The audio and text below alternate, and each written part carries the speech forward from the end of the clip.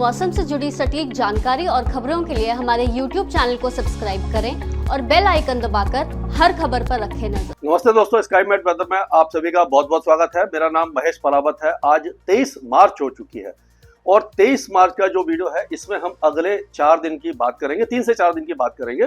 पहले कल की बात करते हैं कि कल कैसा मौसम रहा था। तो हमने देखा कि कल बारिश की गतिविधियां कई इलाकों में देखने को मिली थी।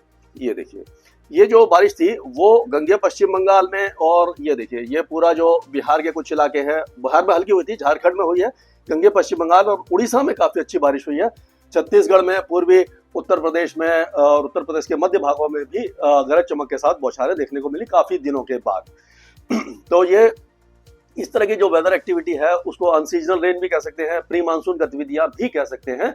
तो इस तरह की वेदर एक्टिविटी अब फ्रीक्वेंटली होती रहेगी, क्योंकि जैसे जैसे हम प्री मानसून में आ जाते हैं, मार्च, अप्रैल और मई, ये 3 महीने प्री मानसून सीजन होते हैं।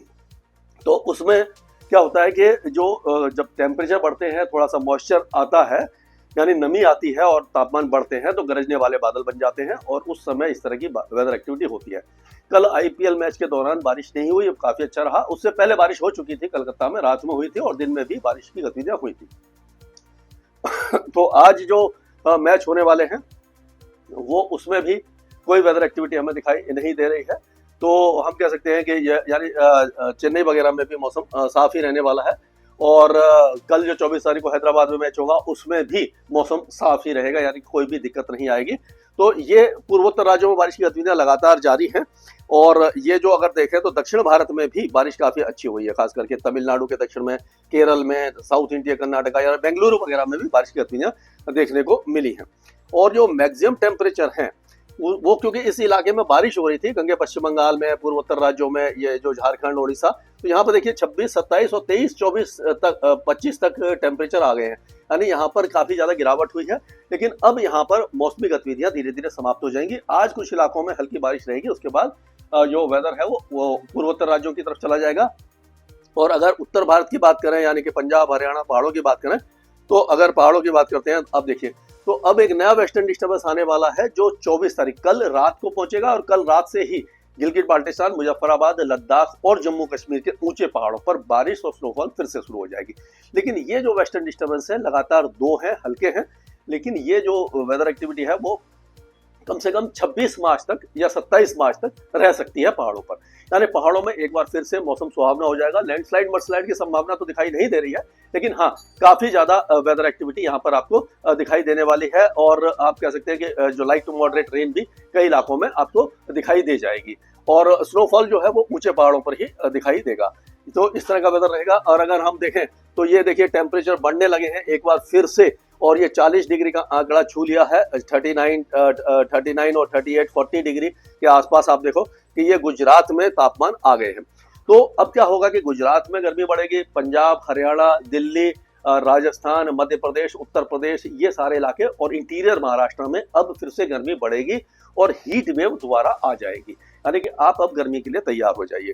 तो ये अभी का सैटेलाइट पिक्चर है। इसमें अगर हम देखें तो आप देखिए कि ये जो वेस्टर्न डिस्टर्बेंस है काफी पीछे है, जो आ रहा है ये अब 24 तारीख को पहुंच जाएगा यहाँ पर, यानी कल रात तक पहुंचेगा। ये इस तरह से आ रहा है और ये पूरा आप देखें दुबई वगैरह, ये जो इलाके हैं, अफगानिस्तान, ईरान, ये सारे इलाकों में बादल छाए हैं। पूर्वोत्तर राज्यों में बादल छाए हुए हैं। यहाँ पूर्वी बिहार में, गंगे पश्चिम बंगाल, झारखंड, उड़ीसा, ये सारे इलाकों में भी बादल दिखाई दे रहे होंगे आपको।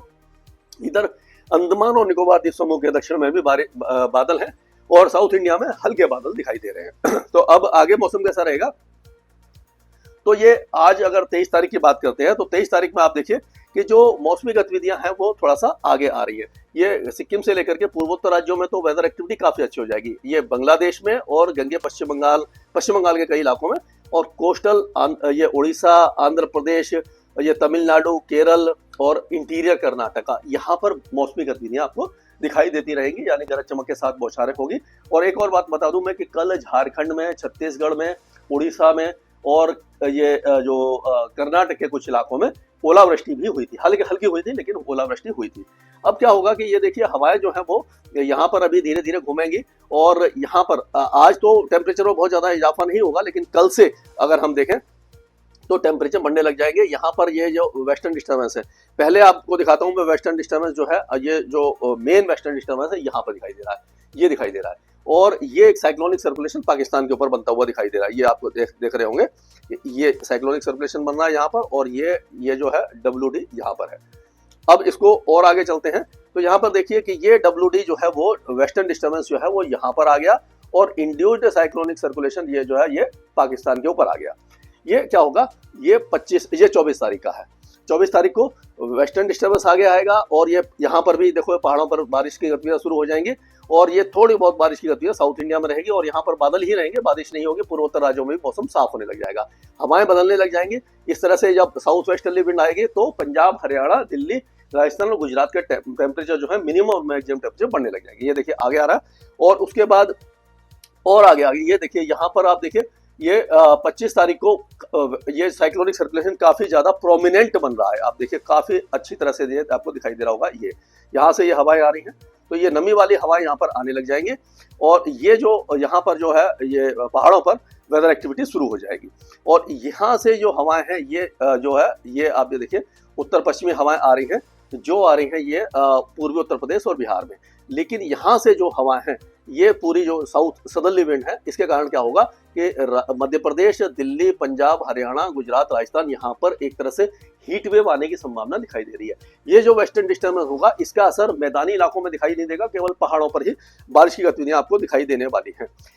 अब 26 तारीख तक भी आप देखिए ये वेस्टर्न डिस्टर्बेंस का असर यहीं पर दिखाई दे रहा है। पाकिस्तान के ऊंचे जो उत्तरी भाग है वहां पर दिखाई देगा, अफगानिस्तान के उत्तरी भागों में दिखाई देगा, लेकिन जो पंजाब प्रांत के दक्षिणी इलाके हैं, जो पाकिस्तान के सिंधु बलूचिस्तान, यहाँ पर बारिश नहीं होगी। और उसी तरह से ये देखिए हवाएं लगातार इसी तरह से, यानी 26-27 तारीख तक आपको कोई भी रिलीफ नहीं मिलने वाला है गर्मी से।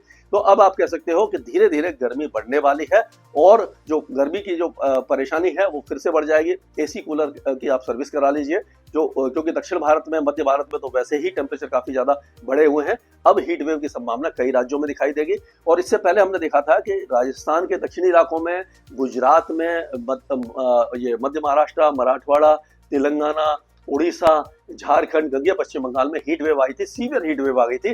तो अब क्या होगा कि धीरे धीरे टेम्परेचर फिर से बढ़ेंगे, और ये बारिश की गतिविधियां थोड़ी कम हो जाएंगी। केवल वेस्टर्न डिस्टर्बेंस का ही असर दिखाई देगा। अनसीजनल रेन अभी मार्च के महीने में, जो बाकी जो भारत के इलाके हैं, पूरा जो मार्च बचा है, अभी वैसे 7-8 दिन ही बचे हैं, तो उसमें कोई वेदर एक्टिविटी आपको दिखाई नहीं देने वाली है। स्काईमेट वेदर में अभी के लिए इतना ही। आज ही डाउनलोड करें स्काईमेट मोबाइल ऐप, पूछे मौसम का हाल अपनी पसंदीदा भाषा में और रहे बाकियों से एक कदम आगे।